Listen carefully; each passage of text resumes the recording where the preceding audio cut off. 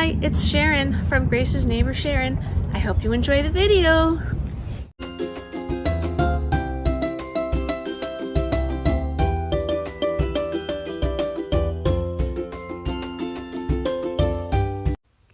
This video is part of the First Friday Open Challenge. Yes, Fourth Friday is now First Friday, and this is my first Friday of the year. A little bit more about it after the first project. Project number 1. This decor dupe is a faux shadow box sign. I call it faux because the original, which you see in the bottom left here, is actually 3 separate shadow boxes, but I'm going to put them on one sign. And I thought the designs on these tiles looked like the shadow box in the photos. So I was like, I'm just going to put them all together and see what looks good together. I decided to have the larger design in the middle and the smaller, more intricate designs on the end. Now, this is a pretty sign. It's a nice sign. It looks good as it is, but I just felt like I wanted to make it a little bit more high-end looking. And I don't know why, but the only paint I find that looks good on borders like this is the burnt umber.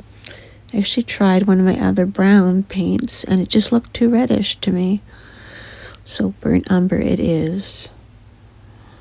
The nice thing about using the baby wipe to put it on is it dries like lickety-split. I did, however, set it aside when I was working on the tile. Now this was kind of like a hit or miss here. I made a couple wrong cuts, but because of the nature of the design and also the stickiness on the back, I was able to make more cuts to put it together so you could tell I had made a mistake. And a lot of that has to do with the way some of the designs have square borders around them. So it was easy to cut on the borders. There's a lot of different ways you can do this. You'll notice I was using my L ruler there. And also just pushing the tile up against the border and creasing it and cutting a piece off that way. Whatever works, right? You do you, boo. I even use my scissors here. Although I don't like using my scissors because I always manage to cut crooked like I did for the middle piece. I think I finally got it filled in there. And there we go.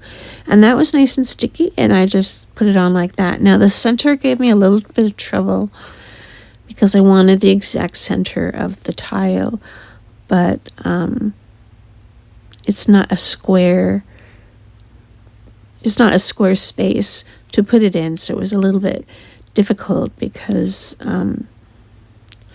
I was using the design on the tile to cut straight lines, but then I realized I had cut too much, so I had to go back, and thankfully I had a second piece of tile exactly the same. And I paid more attention and actually put it up against the previous tile and realized I could have just held it up and cut it, but there it is. I did want a more noticeable border in between them, and I was going to use some skewers, but in the end I decided on this wired jute. And I bought 2 of them on Amazon, I want to say more than a year ago. And I've been using them for hanging wires and things like that. So I just thought it would be easier. I'm using my old hot glue gun because my other one conked out again. And the wire makes it easy to get the piece straightened up before you put it on there. And Better look coming up. Thank you for watching the video that I created for the first Friday. This month, the theme is Décor Dupes, and I chose Target. Our hosts are Lisa from Our Grey House, and of course Sarah from JUJUBE DIY. This month's guest host is TAMI from Happiness Created. Wonderful, talented ladies. The link to their channels, as well as a link to the playlist, will be in my description box below. So sit back, relax, and enjoy. Project number 2. Target wall decor dupe. This one is a family sign. It's very rustic, but I very much like it. These are some of the supplies I'll be using. And there's the Target version in the bottom left corner there. You'll see they used cursive, so although I considered using the box of the house shapes with family, I decided to stay with the cursive. This is a box that I made quite a while ago for another project that I abandoned. It's basically an 8x10 canvas frame with the canvas pulled off and then some paint stir sticks cut to size. And if you see on the back, it's definitely not perfect, but that's the nice thing about this kind of frame. It doesn't have to be. I used some watered down burnt umber to get a brown color on. I want to paint everything brown and then paint a couple other colors on top of it to get the rustic treatment. And that one stick in the middle had a really rough outside. Like all the other ones were smooth and that one was rough for some reason. So I was pretty careful about how much paint I put onto it because I didn't want to mess up the colors. So after the brown dried, and I did give it a little help with my heat gun, I took just a plain, like I think it calls it robin's egg blue, but just watered it down and painted it over what I already had there.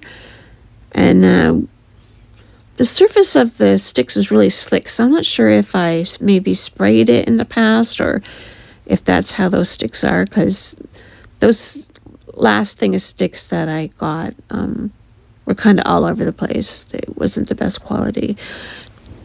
But the color is coming out pretty good. It's coming out the way I want it. So I wanted blue, brown, white. I was going to do 2 at a time. Then I decided I liked it better this way. So you'll see I'm helping the white along by wiping it with a baby wipe.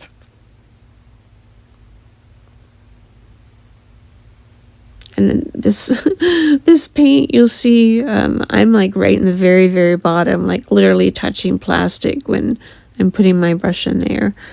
For whatever reason, I decided to use that precious little paint I had and paint the frame in a much brighter white. And I'm not really sure because I'll end up changing it in a minute. I like to paint my metal words with Pouncer or Dabber, however you want to call it. And after the initial going over, I just keep going back and pouncing on the parts that I can see the silver still. And I just keep doing this until it's as white as I like it to be. And I did come in with my heat gun and make sure it was dry before I handled it. So here's my glues. I got Elmer's wood glue, Dollar Tree, super glue, and my hot glue gun with high temp glue sticks.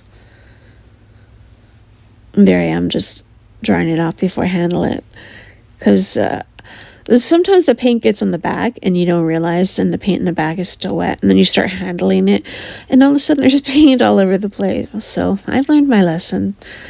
I'm doing a dry fit here, and I knew it wasn't going to fit inside, but I didn't realize the F and the Y are totally lost in the white on white. So I realized I got to come in and dirty up the edges there of the frame, but I got to make it look more natural. So I do front, back, side to side, and then I come back in and do some more on the sides.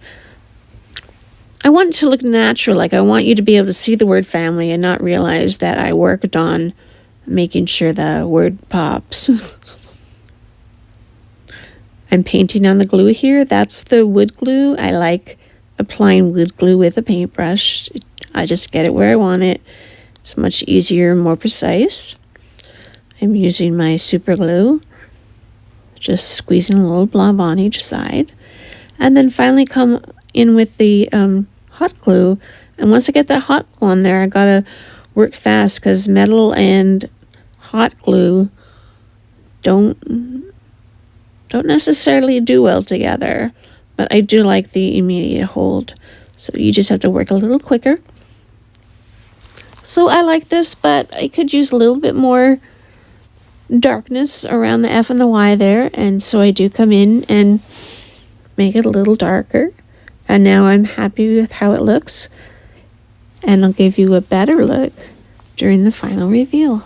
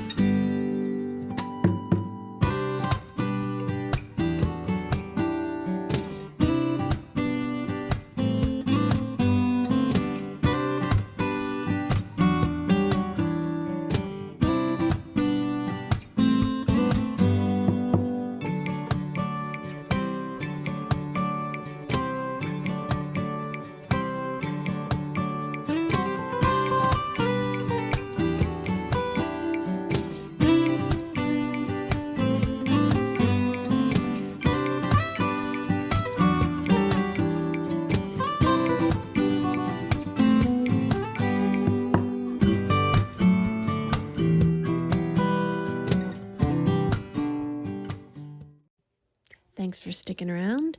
Don't forget to subscribe and give me a big thumbs up. See you soon.